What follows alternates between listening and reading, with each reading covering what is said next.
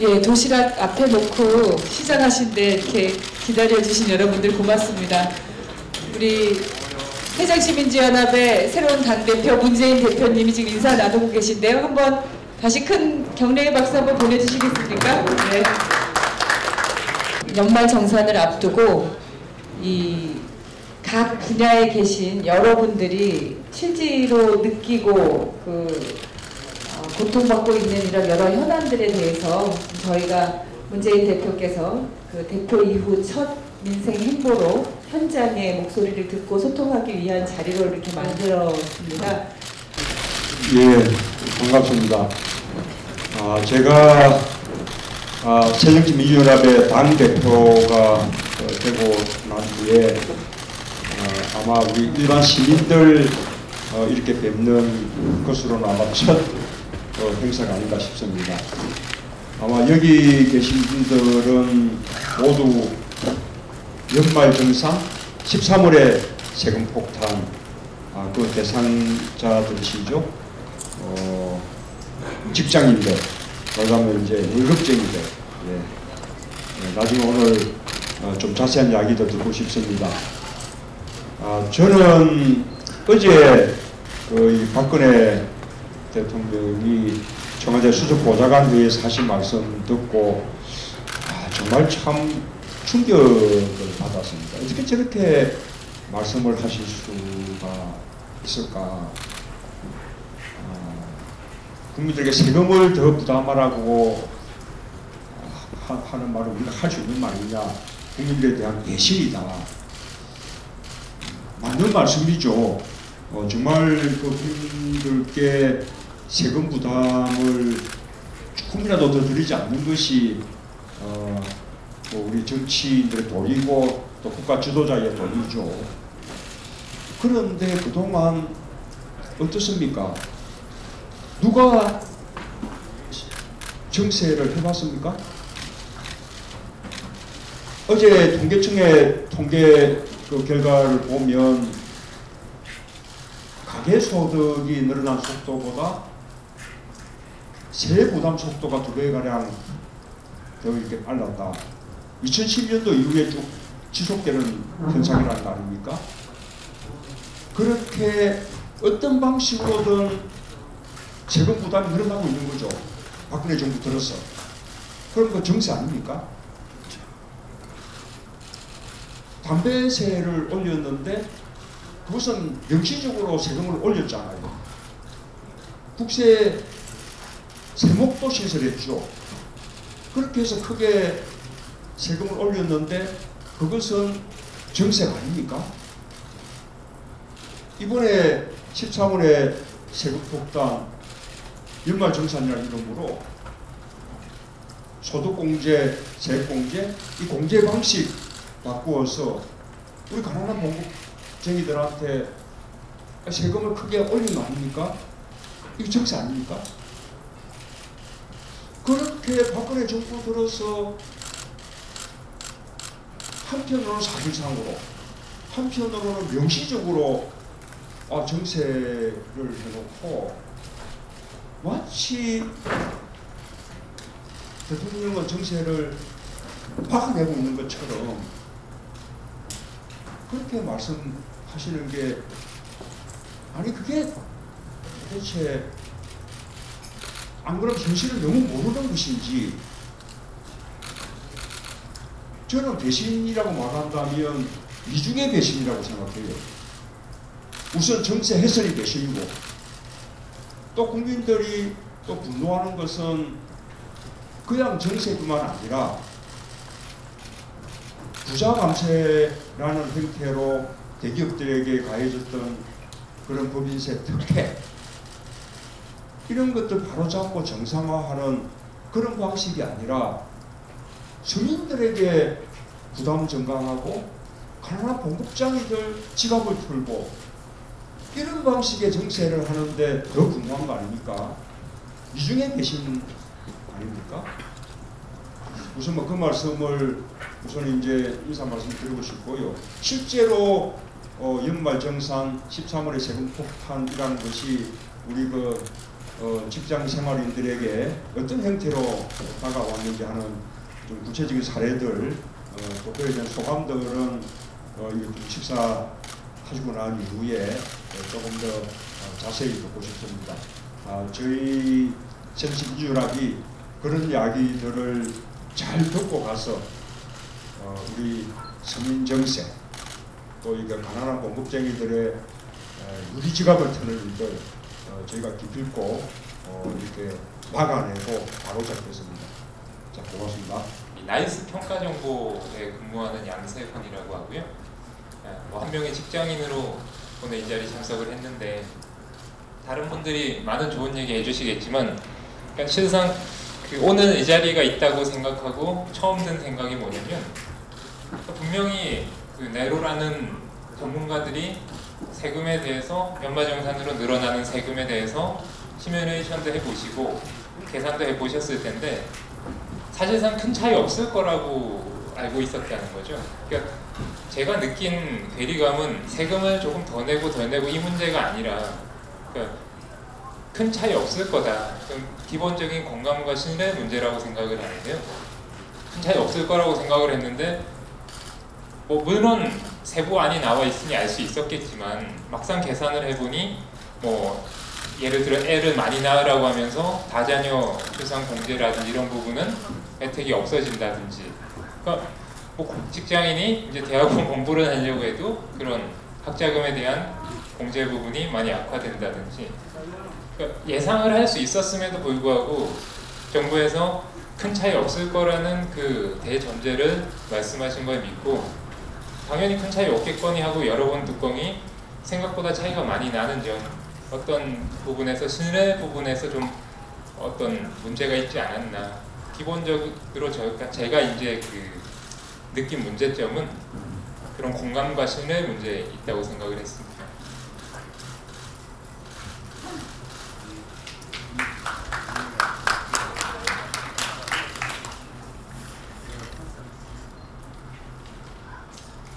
서울시에서 근무하는 회사원 신상준이라고 합니다. 어제 대통령께서 증세는 국민에 대한 배신이다 이런 말씀을 하신 걸 듣고 깜짝 놀랐습니다. 왜냐하면 모든 경제학자들이 인정하듯이 국민 경제를 구성하는 경제활동 주체는 가계, 기업, 정부입니다. 그리고 그 중에서 세금을 부담하는 경제활동 주체는 가계와 기업입니다. 여러분 모두 다 아시다시피 이명박 정부, 박근혜 정부 들어서 기업에 대한 법인세 인하, 법인에 대한 각종 조세 감면 특례 연구로 인해서 국민경제활동 주체 중에서 기업의 조세 부담은 줄었습니다. 그러면은 가계 부담이, 조세 부담이 늘어날 텐데, 또 현 정부 들어서 보면은 가계 소득은 크게 근로소득과 자산소득으로 구성되지 않습니까? 그런데 자산소득에 대한 조세 감면 혜택을 주기 위해서 종부세 등을 폐지했죠. 그러면은 상식을 가지고 있는 사람이라면은 정부 재정 지출을 그만큼 줄이지 않는 한 근로소득에 대한 세부담이 늘어나리라는 것은 명확 관한이라고 생각합니다. 그렇다면은 실질적으로 지난 연말정산 때문에 세부담이 늘어난 근로소득자는 국민이 아닌가 보죠. 이런 생각이 들었습니다. 대통령이 얘기하는 국민은 누굴까? 기업과 자산소득자인가 보구나. 대단히 유감스러웠습니다. 지난 2014년 저 같은 경우는 과거에 약 한 달치 또는 반달치 월급을 1월 달에 국가로부터 소득세를 환급받는 입장이었는데, 작년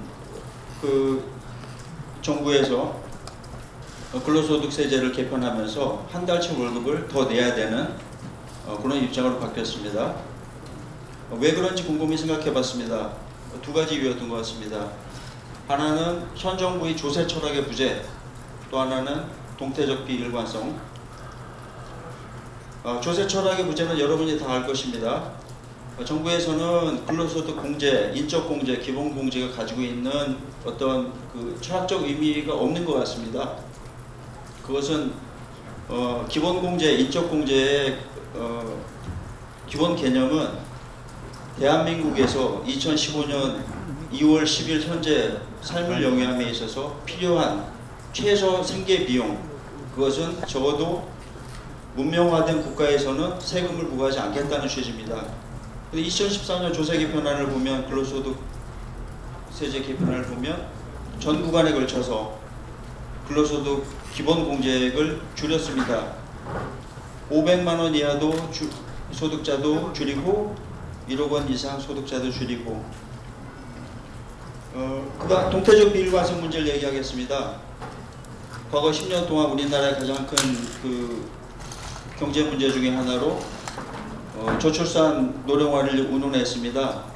그리고 출산 장려 정책을 실시해왔고, 출산 장려의 어떤 세제 유인 정책으로 자녀 교육 공제, 의료비 공제, 교육비 공제 이런 혜택들이 있었습니다. 박근혜 정부 들어서 작년에 자녀 교육 공제 중에서 다자녀 공제, 6세 이하 자녀 공제, 출산 공제 다 없앴습니다. 자식을 낳으면 교육비가 듭니다. 자식을 낳으면 아프기 때문에 병원비가 들죠. 그런 부분도 다 줄여놨습니다. 그래서 이런 것 저런 것들이 다 합쳐져서 일어난 것이 작년도 연말정산 사태가 아닌가 싶습니다. 결국에는 제가 느낀 것은 철학의 부재, 정책의 일관성의 부재, 또 상식의 부재가 나는 참극이 아닌가 싶습니다. 이상입니다. 네, 반갑습니다. 저는 그 신한카드라는 카드회사에 다니고 있는 직장인 김준현이라고 합니다. 먼저 문재인 대표님 당대표 선출되시고 정말 축하드리고요. 저는 좀 질문을 하나 좀 드리고 싶습니다. 현 정부 들어서 세법 개정이 크게 2번 있었던 걸로 알고 있는데, 2013년도 이번 지금 연말정산 사태를 초래한 2013년도 세법 개정이 있었고, 2013 작년에도 이제 뭐 최경환 부총리 취임 이래 뭐 초이노믹스라고 해서 뭐 소득주도 성장 뭐 이런 걸 한다고 해서 뭐 여러 가지 이제 감면 세제들을 이제 뭐 도입하는 세법 개정을 한 거 있었던 걸로 알고 있습니다. 저도 두 경우를 보면서 새정치민주연합 당시에 뭐 민주당이었던 13년대 민주당이었죠. 너무 쉽게 합의를 해준 것이 아닌가, 나는 좀 그런 생각들을 좀 많이 했었거든요. 결국에는 그런 어떤 야당의 어떤 그런 정책적인 어떤 대안의 부재, 또 견제의 부재, 그런 것들이 결국 이제 어떤 이번 연말정산 사태를 초래하지 않았나라는 좀 생각도 들고요. 그래서 약간은 좀 공격적인 질문일 것 같아서 좀 죄송스럽기도 한데, 식사 중에 왜 그때 그렇게 합의를 하셨는지에 대해서 좀 궁금합니다. 저는 뭐 직장에 지금 보면은 2월 달에 지금 보통 많이 정산돼서 이제 급여일에 연말정산에 대한 뭐 세금을 더 내는 경우도 있고 이제 환급받는 경우도 있는데, 2월 급여를 지금 거의 뭐 제대로 못 받는 분들이 많습니다. 지금 그러다 보니까 2월 달에 지금 설 명절도 있고 애들이 이제 신학기 준비도 해야 되고 여러 가지 돈 들어갈 때는 많은데 돈은 지금 안 들어오니까 빚을 내고 있어요, 사람들이. 마이너스 대출 늘리고 카드론 쓰고 현금 서비스 쓰고. 그래도 이제 가계대출 문제가 상당히 심각한데 이 직장인들 꼭 이런 식으로 몰아가야 되는지 현 정부가 상당히 좀 이해도 안 되고 원망스럽습니다만, 그 전에 저는 또 새정치민주연합을 지지하는 지지자 중에 한 명으로서 우리 야당은 그때 당시에 뭘 했는가, 그런 부분에 대해서 좀 한번 그때 당시에 기재위 의원님들이 계시니까 한번 좀 답변을 해주시면 어떨까. 예. 식사 중에 좀 공격적인 질문드려서 죄송합니다. 이상입니다. 저도 그때 기재위 위원이었거든요. 예, 제가 먼저 답을 한번 드리고 부족한 부분은 조금 보완하도록 하겠습니다. 우선 그 연말정산 그 13월의 세금 폭탄 우리 당이 막아내지 못한 것에 대해서 좀 죄송스럽다는 사과 말씀을 드립니다.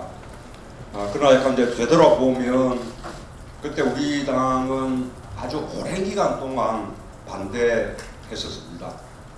심지어 장애투쟁까지 했었죠.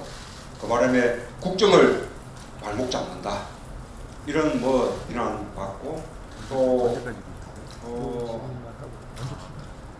뭐 이렇게 정부 경제 살리게 하는 것을 가로막는다. 특히 이제 세법은 예산 우수부반입니다. 또 뭐 예산의 정상적인 처리를 가로막는다. 이런 뭐 굉장히 많은 비난들을 받았습니다. 결국 저희가 뭐 이렇게 의석수가 부족하니까 저희가 막아내지 못한 거죠. 그런 과정에 정부로부터 우리 국회와 국민들을 속이는 일도 있었습니다. 말하자면 이제 그 세금 추계를 제시를 했는데 적어도 5,500만 원, 연간 소득 5,500만 원 이하 인분들에게는 아무런 불이익이 없다. 그리고 그 위에 연간 7천만 원 소득자까지도 2, 3만 원 정도 부담을 좀 더 하게 될 거다. 그리고 이제 주된 부담은 아주 고소득자들이 하게 되는 거다. 이렇게 세금 추계를 제시를 했어요. 우리 당은 그 세금 추계의 기초 자료를 내놓아라. 그렇게 요구했지만 끝내 기초 자료는 내놓지 않았습니다. 일단 정부가 내놓은 그 세금 추계가 이제 법안 심사에 이제 자료가 된 셈인데 결국 그 과정에서 우리 국회를 속였고 국민들을 속인 것이죠. 어쨌든 그럼에도 불구하고 우리가 우리 스스로 세금 추계를 제대로 할 수 있는 능력까지 우리가 갖추어서 당시에 그런 사실들을 국민들에게 다 제시하고 또 국민들 힘까지 함께 저희가 얻어서 이게 반대를 관철하셔야 되는데 그러지 못한 점들은 저희가 부족했던 점이라고 인정을 드리고 여기는 방금 그렇다라는 말씀을 드립니다. 앞으로는 우리가 우리 독자적으로 세금 추계까지 할 수 있는 그래서 세법 개정에 대해서 그 세수 효과를 하나하나 제대로 이렇게 정확하게 판단할 수 있는 능력까지 우리 당이 갖춰야 되겠다고 그렇게 생각합니다. 그래야만 우리가 대한정당 될 수 있지 않을까 생각합니다. 예. 이번에 이제 이 문제가 되어서 국회의 속기록들이 지금 다 공개가 되어서 기자들이 보도를 하고 있는데 거기를 보시면 알게 될 겁니다. 그래서 지난번에 기재위에서는 제가 12월 29일까지 저희가 연말정산 사태에 대해서 이건 안 된다 해서 막고 있었던 것을 그 증거를 그게 이제 국회 기재위에서 이제 만든 겁니다. 전문위원이 12월 29일인데 31일 날 통과가 됐는데요. 29일까지 이 법안들은 문제가 있다. 지금 문제가 됐던 것들을 저희가 다 지적을 해서 이렇게 문제가 있으니 이것은 통과시키면 정말 심각한 문제가 발생한다고 얘기했습니다. 근데 대변인께서 말씀하신 대로 이제 31일이 다가오고 그런 상황에서 소수당으로서는 어쩔 수 없이 회의록에 남기고 뭐 제가 그렇게 얘기를 했습니다. 이건 역사에 남기겠다고 해서 회의록에 남길 수밖에 없었습니다.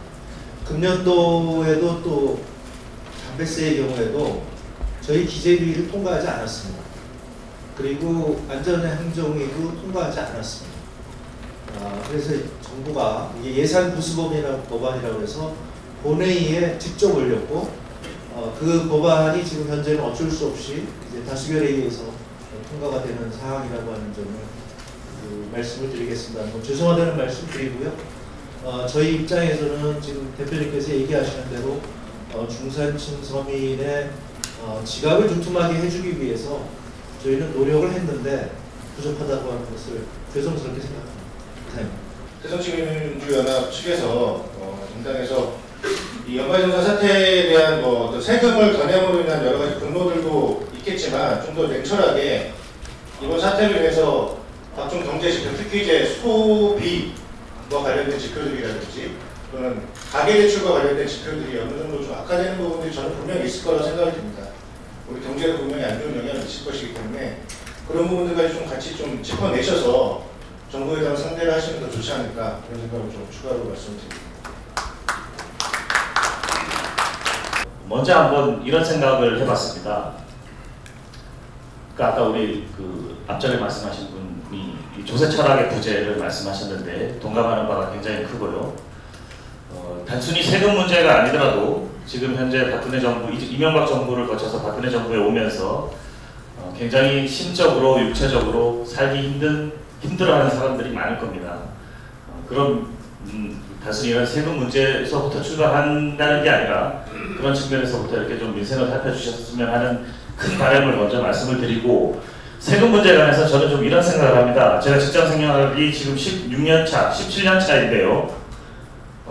간혹 월급 명세서를 보면서 이달에 나간 세금 총액을 볼 때, 갑근세 총액을 볼 때, 제가 한때 무정부주의자여서 이 세금을 우리 부모님께 고스란히 갖다 드린다면 나는 참 큰 효자라는 소리를 들을 것이다, 이런 생각을 해본 적이 있습니다. 그러나 이제 국가와 개인으로서, 이 국민으로서의 의무이기 때문에 세금을 당연히 내야겠죠. 냅니다. 내는데 저희 아버지는 요즘 국제시장이 유행하는데 아주 전형적인 40년대 초반생으로서 이렇게 월남 갔다 오시고 뭐 하신 분입니다. 국민연금을 받지 못하세요. 한때 국민연금 1세대이셨는데 뭐 이러저러한 사정으로 받지 못하게 되셨어요. 그래서 제가 간혹 자력구제의 원칙을 내가 내는 세금을 아버지에게 바로 드린다면 어떨까, 이런 생각을 한번 해본 적이 있습니다. 그래서 제가 말씀드렸던 것이고요. 그만큼 제가 내는 세금이 이 국가에서 어떻게 이렇게 좀 공평하게 쓰여지느냐, 많은 복지를 위해서 쓰여지느냐, 뭐 이런 부분에 대한 늘 의문을 가지고 있다는 것이죠. 금년에 이제 세금 많이 내게 되는 거에 대해서 사실 과다의 문제는 아닌 것 같아요. 물론 절대량이 늘어나니까 이제 뭐 당장 이렇게 좀 피부에 와닿는 마음이 좀 이렇게 있는데, 문제는 저희가 보기에 기업 법인 소득과 개인 소득, 이게 어떤 형평의 문제, 그리고 지금 아시다시피 기업들은 돈을 내부에 유보해서 뭐 몇백 조를 유보해서 이렇게 가지고 있다는 거 아니겠습니까? 법인세를 올리자고 하는데 국가 기업 경쟁력 떨어뜨린다고 못 올린다는 거 아니겠습니까? 뭐 이런 부분들에 대한 어떤 반감도 좀 작용한 것 같고요. 저희들이 보기에는. 또 하나는 이제 이 가혹한 세금이 사실은 사람을 잡아먹는 호랑이만큼이나 무섭다는 옛말도 있는데, 제대로 된 세금 정책을 위해서 아까 어떤 분이 말씀하신 것처럼 소득공제와 세액공제, 그리고 인간이 살아가는 데 있어서의 최소한의 필요성, 뭐 이런 부분에 대한 좀 근본적인 고민부터 다시 한번 좀 출발을 해봤으면 좋겠습니다. 마지막으로 한 가지 더 말씀드리고 싶은 것은, 국민소득이 3만 불이 되어 간다고 얘기를 합니다. 5인 가족 같으면 제가 15만 불을 벌어야겠죠. 한 1억 5천만 원을 벌어야겠죠. 저희 집 5식구니까요. 1억 5천만 원을 번다고 하면 굉장히 고소득이라고 질타를 받을 겁니다. 전 역시 뭐 그 돈을 벌지도 못하거니와. 그러나 이제 좀 이렇게 우리가 수치상에서만 나타나는 경제 지표들을 가지고 얘기할 것이 아니라, 이렇게 피부에 와닿는 국민 개개인들의 생활, 국민 가구마다의 생활에서 피부에 와닿는 어떤 경제 지표가 그대로 투영되고 있는 것인가에 대한 것도 다시 한번 지켜봐야 될 것이 아니냐, 관심을 갖고 봐야 될 것이 아니냐, 이런 생각을 갖고 있습니다. 감사합니다. 공급생활 하시는 분들의 세금을 철저하게 지켜드리지 못한 점 먼저 좀 송구스럽다는 말씀을 드리고요. 그런데 이제 정부의 세계 추계, 세금 추계 결과를 저희가 끝까지 확인을 하려고 했는데 끝까지 확인을 안 해주고 주장을 그냥 밀어붙인 거죠. 그런데 그 안에는 좀 아까 말씀 주셨던 세금 철학이라고 하면서 말씀 주셨던 그런 부분들이 다 그대로 들어가 있는 것이죠. 그러니까 우리는 지금까지 교육비나 의료비 같은 경우를 필요경비적 성격이라고 해서 그것을 전부 이제 소득 공제를 해왔었는데, 그걸 전부 이제 세액공제로 전환을 시키는 겁니다. 저희가 그 부분에 대해서도 뭐 틈만 나면 이야기를 했어요. 그러니까 공개적인 회의든 아니면 비공개 간담회든 개별적인 토론을 통해서 뭐 여야 의원들과 사이에도 엄청나게 논쟁을 했습니다. 이것은 이렇게 되면 안 된다 라는 거였는데, 정부의 주장은 이런 거죠. 그러니까 똑같이 교육비, 의료비를 100만 원 지출했다라고 할 때 우리 그 세제의 소득세율이 이제 누진 체제를 가지고 있지 않습니까? 4,600만 원 미만의 경우에는 세율이 6%인가요? 그렇게 돼 있고, 그 다음에 4,600만 원에서 8,000만 원까지인가요? 그러면 거기에는 또 뭐 15%인가 이렇게 돼 있죠. 그러면 그 3,000만 원 그 소득이 있는 사람에게는 이제 그 100만 원 지출에 대해서 6만 원만 공제를 해주고, 그 다음에 5천만 원, 6천만 원 소득을 가지고 있는 사람의 경우에는 15만 원 공제를 해주니까 이게 소득 역진적이라는 거예요. 근데 그거 정말 말이 안 되는 거죠. 사실 그 똑같은 지출이고, 그 다음에 한없이 그 교육비 의료비가 공제되는 것이 아니라 또 상한액이 뭐 의료비는 500만 원이라든가 700만 원이라든가 이렇게 상한액이 정해져 있기 때문에 그렇게 심각한 것이 아니다라고 계속 주장을 했음에도 불구하고 뭐 그런 것이죠. 그 다음에 또 뭐 해외 외국 그 사례 같은 것도 다 살펴봤는데 대부분 교육비 의료비는 소득 공제를 하고 있습니다. 다만 우리나라가 과도하게 소득 공제를 해준 거는 뭐냐면 이 가구 구성원의 교육비 의료비까지도 다 공제를 해주고 있었기 때문에 그렇게 이제 과도했던 것 같습니다. 죄송합니다. 제가 그 수치를 깜빡했는데요. 4,600만 원 미만은 15%, 그 다음에 8,800만 원까지가 24%입니다. 그래서 뭐 15만 원, 24만 원 이렇게 이제 공제가 됐다는 그런 얘기였는데, 이렇게 과표 구간 가지고 그 이야기를 많이 해온 분들이 실제로 보면 소득 공제를 할 경우에 만약에 5,500만 원 그 소득을 가지고 계신 분이 한 소득 공제를 1,000만 원 받았다. 그럼 4,500으로 줄어들지 않습니까? 그러면 4,600만 원 미만이니까 15% 소득세만 계산이 됐거든요. 근데 소득 공제를 안 하고 세액 공제를 하면 4,600만 원에서 5,500만 원까지 900만 원에 대해서는 세율이 24%를 적용을 받는 거죠. 이렇게 구간을 적용받으면서 늘어나는 그 이 공제, 그러니까 연말정산액이 이렇게 그 다르게 적용되는 것, 이런 부분에 대해서는 또 정부가 세밀하게 검토를 안 한 것 같습니다. 지금 이제 2월 말 정도면 1차로 한 60% 정도가 이 연말정산 결과가 나올 것 같습니다. 그리고 3월에 연말정산하는 그 소득자들이 있기 때문에 3월 말 되면 거의 100%가 다 집계가 되는데요. 그렇게 집계된 내용을 가지고 세밀하게 이 소득 구간별로 어떤 변화가 있었는지를 면밀하게 우리 당에서도 살필 것이고요. 여기에 대해서 이제 그 봉급생활 하시는 분들이 적어도 이번 그 연말정산의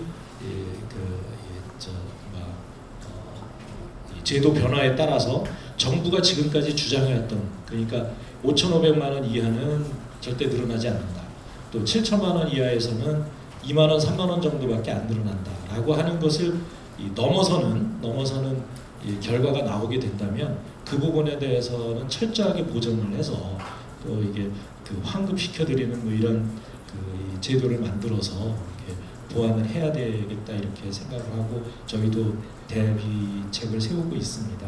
아무튼 오늘 말씀 많이 해주셨는데 특히 이제 월급 몇 번 못 받아보신 분께서도 이렇게 의견 말씀해 주셔서 감사합니다. 예, 감사합니다. 연말정산을 일으킨 그 세법 개정안 당시에 이제 기재 감사를 했습니다. 그래서 제가 이제 죄송하다 이런 말씀도 드렸는데 홍정학 의원님께서 말씀하신 것처럼 저희가 그것을 막아내려고 했었지만 마지막에 좀 역부족이었었던 점이 있습니다. 우리는 항상 연말이 되면 예산안을 정해진 날짜에 통과시키지 못하면은 거의 대역주인이 되는 수준이 됩니다. 그래서 예산 부수 법안이 되는 세법 개정안을 할 때는 야당이 많이 이제 쫓기는 그런 처지가 되고요. 또 저희가 정확한 세수치기를 할 수 있는 시스템이 야당이기 때문에 많이 취약합니다. 그렇기 때문에 정부를 자료를 믿고서 저희들이 할 수밖에 없기 때문에 거기서 저희들이 이제 좀 당한 측면이 있습니다. 이제 아까 하얀 옷 입으신 분 말씀하신 것처럼 저는 근본적인 것은 이 연말정산이 파동을 가장 근본적인 원인에 대해서 우리가 같이 고민을 하고 대안을 모색하는 것이 필요하지 않나 이런 생각이 듭니다. 오늘도 아마 여러분들 기사에서 봤을 텐데 지난해에 우리나라 세수 펑크가 10조 9천억이 됩니다. 이런 추세로 가게 되면은 박근혜 정부가 끝날 때쯤 되면은 재정 적자 전국채가 한 600조를 넘을 것이다 이렇게 됩니다. 매년 정부가 빚이 쌓여가는 거죠.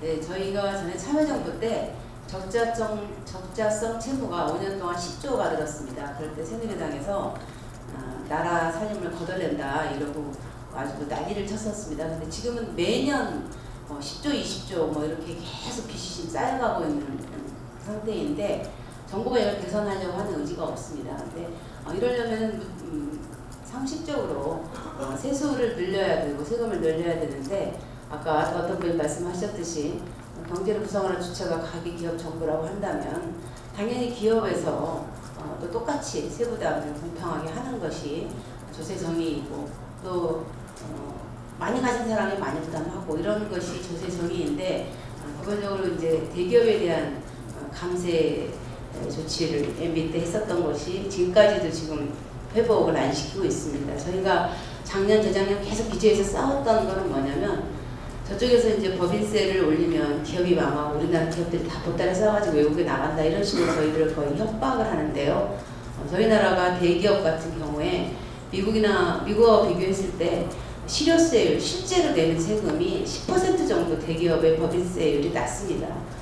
그런데도 이제 계속 우리 법인세를 환원시켜주지 않고 있는 것이고 그래서 저희가 모든 기업에 대해서 법인세를 올리는 것에 대해서 그렇게 부담이 된다면 과표 구간이 5천억이 넘는 기업에 대해서만 그러니까 뭐 이익을 조 단위로 내는 회사들이 되겠죠. 그런 회사들에 대해서만 25%로 환원하자. 그러면은 최소한 남은 기간 동안 그래도 10조 넘은 돈이 세수가 생길 수 있습니다. 그러면은 지금 이것저것 조정하고 그 적자를 줄여나갈 수 있는데 정부는 절대 그걸 손을 안 댑니다. 그러면 필요한 재원은 분명히 있고 늘어나고 있는데 기업에서 세금을 안 거두면 이걸 어떻게 보충할 것인가 이렇게 해서 정부가 계속해서 그 아이디어를 내는 거죠. 쉽게 표현해서 아이디어죠. 그런 걸 내는 것들이 지금 이런 연말정산 제도를 바꾼다던가 담배세를 올린다던가 뭐 이런 방식을 동원을 해서 이 세수 부족을 메워나가려고 하는데 그거는 사실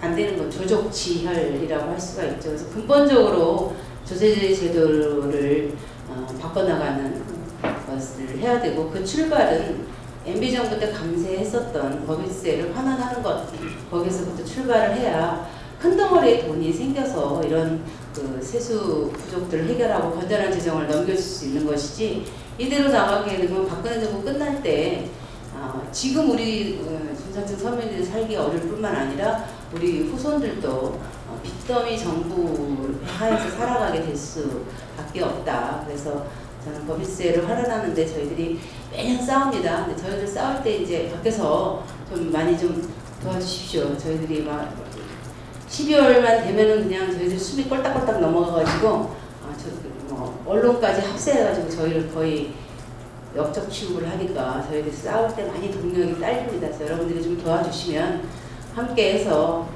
조세가 공평한 나라 그래서 국민들의 삶도 탄탄하고 나라와 재정도 좀 튼튼한 그런 나라를 함께 만들어갈 수 있게 됐으면 좋겠습니다. 고맙습니다.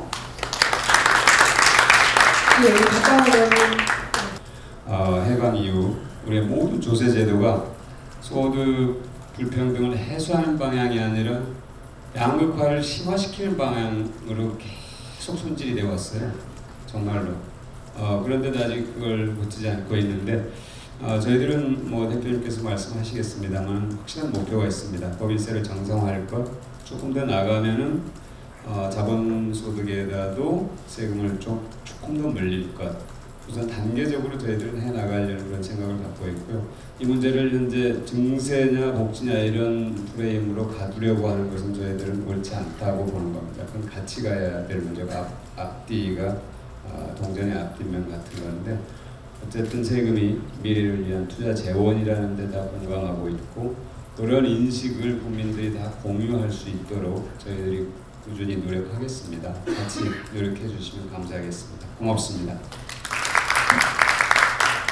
예, 저와 우리 당이 지금 문제 삼고 있는 것은 정세 자체가 아니라 조세 형평 또는 조세 공평, 조세 정의 문제입니다. 아주 공평하고 정의로운 조세 체계가 구축되어야겠다라는 것입니다. 이게 평소에도 필요하죠. 평소에도 조세는 공평하고 정의로워야 됩니다. 근데 지금 우리 그 상황이 더더욱 절실한 상황입니다. 우선 아까 우리 김명미 의원님 잠시 말씀드렸지만 지금 3년 연속 아주 세수 결손이 심각합니다. 사상 초유의 일이죠. 2013년도에 8조 5천억 정도, 작년도에 11조 원 정도. 그러니 당연히 빚내서 살만한 거죠. 국가 채무가 아주 급격히 늘어납니다.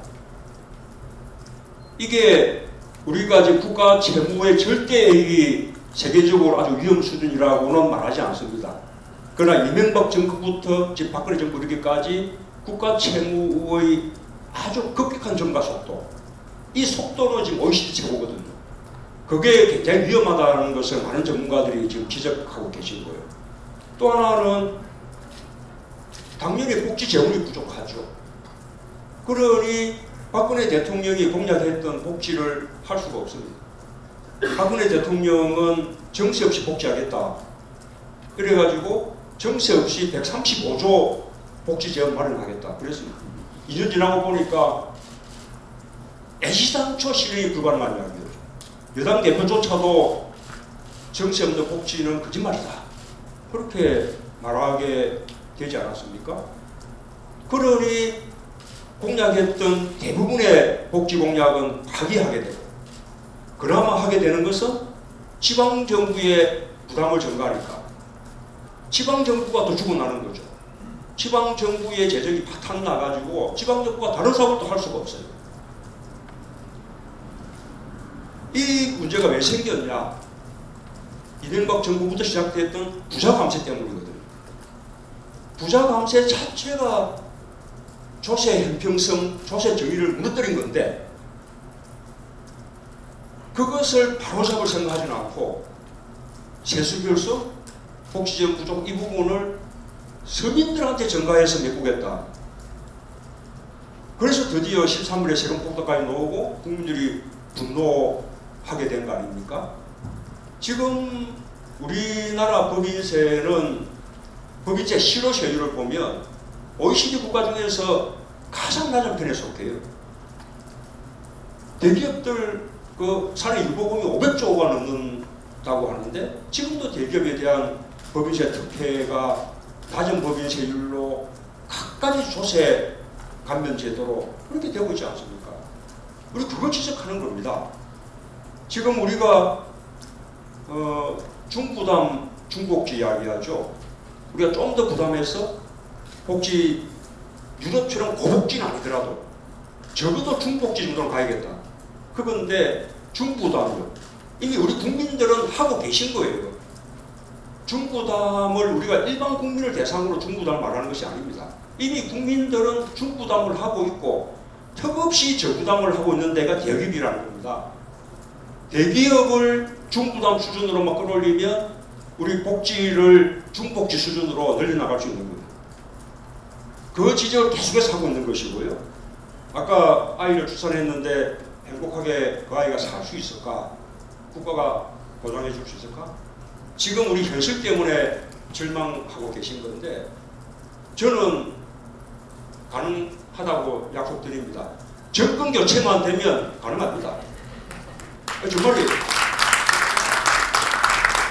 지금 우리나라는 복지를 이제 다 시작한 단계거든요. 첫걸음 단계입니다. 아까 말씀하신 국가가 보장해 준다는 건 그게 복지죠. 노후를 국가가 무조건 보장해 줘야 돼요. 기억하실지 모르겠는데 참여정부 때 비전 2035 그 계획을 발표하지 않았습니까? 그게요. 우리 지금 GDP 가운데 그 복지를 위해서 지출하는 비율이 10%쯤 됩니다. OECD 국가들의 평균이 얼마냐? 25%입니다. 엄청나게 우리가 지금 이 복지 비용을 적게 지출하고 있는 거죠. 2030 계획이라는 게 2030년까지 우리의 그 부담을 OECD 평균 수준으로 끌어올림과 동시에 우리의 복지 수준을 OECD 평균 수준으로 올리자라는 게 2030 비전 2030이에요. 이명박 정부 들어서서 멈추고 거꾸로 갔죠. 아마도 참여정부의 그 계획이 이명박 정부와 박근혜 정부에 이어서 계속해 나갔다면 지금은 우리가 OECD 그 평균에 꽤 그래도 근접해 있을 겁니다. 정권 교체가 되면 우리가 그렇게 만들 수 있습니다. 이것은요, 우리가 복지 차원을 넘어서서 우리 국가의 생존을 위해서 필요한 거예요. 아예 안 먹는다는 거 아닙니까? 걱정돼서. 그래서 지금 합계 출산율이 1.19입니다. 두 명은 낳아야 인구가 유지되는 건데 2명이 1.19만 나오니까 당연히 인구가 줄어들 테죠. 지금 생산 가능 인구는 줄어들기 시작했고 조금 있으면 총 인구가 줄어드는 거죠. 어떻게 유지할 겁니까? 국가의 모든 정책적인 그 우선 배분을 우리 갖고 있는 모든 자원의 우선 배분을 출산율 높여주는 쪽으로 그렇게 모아야 그래 우리나라가 생존할 수 있는 거예요. 한편으로 복지지만 한편으로 우리 국가에 우리가 하지 않으면 안 되는 생존 전략이죠. 아예 야식 놓고 낳게 해줘야죠. 3만 불이라는 거 소득 3만 불. 우리가 능력이 없으니까 잘 삽니다. 우리가 정책적인 우선순위를 잘못하고 있는 거죠. 세금도 고르게 부과하지 않고 있고, 예, 이거 이제 그 바로 잡자는 이야기를 저희가 지속적으로 하고 있는 거고, 오늘 이 자리에서도 아마 우리가 나누는 이야기들 아까 다 하신 말씀들도 약간 단편이었지만 저는 똑같은 말씀들 하셨다고 생각합니다. 저희 당이 이런 우리 일반 시민들 또 서민들 또 공급쟁이들의 그 희망을 이렇게 잘 담아내서 우리가 정말 우리가 충분히 집권했을 때 더 좋은 세상 만들 수 있다라는 희망도 드리고 그리고 또 동시에 또 정권 교체의 희망을 드리겠습니다. 오늘 정말 감사합니다.